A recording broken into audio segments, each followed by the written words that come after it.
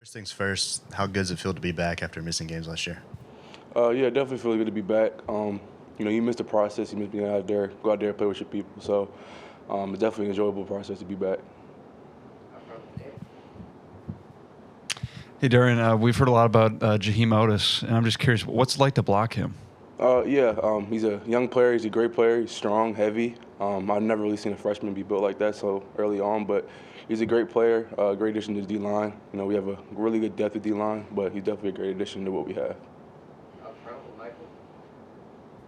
Where do you think this offensive line is now at this point in the preseason after everything in the offseason and the kind of criticism that you guys took at the end of last year?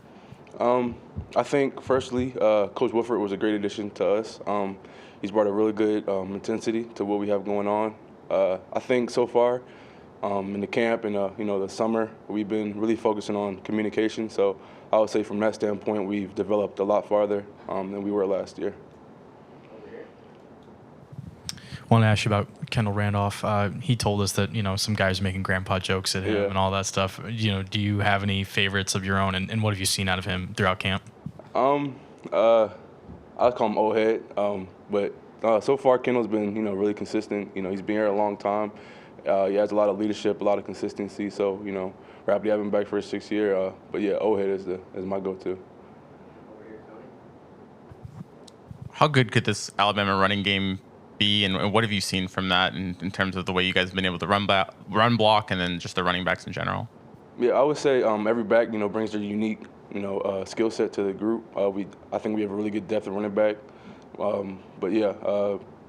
every running back brings their own unique thing to the group. Some speed, explosiveness, blocking, but we're really appreciative to have so many backs that can go in there and play. With all the injuries y'all have had throughout the spring and summer and fall, and then bringing in a transfer, Tyler Steen, how important is this first game to kind of just establish the chemistry along the offensive line?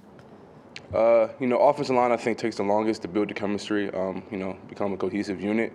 But that's why we have, spring ball this summer, camp especially. I think so far, we've done stuff like get extra meetings in, meet together after practice. So I would say that chemistry is building up strong, and then, proceeding this week, we'll see how it goes.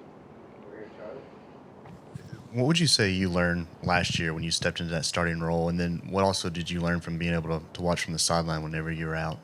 Yeah, I would say from my freshman, sophomore year, I had a tremendous opportunity to learn from somebody like Landon Dickerson, who was the best at the position. He was a great leader, great player. But when you go in there and you play, you realize how much it really takes to be able to go out there and excel for your team. You realize how much extra you have to do, whether that's watching film, going to get extra treatment. So I would say after I began to play, I realized how much extra goes into it, to be able to do what you have to do.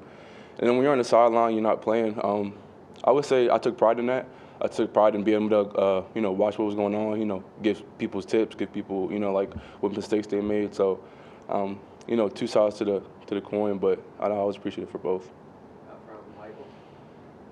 How do you measure success for an offensive line? The passing game has passing yards, running game running. What is the way that you guys assess yourselves? We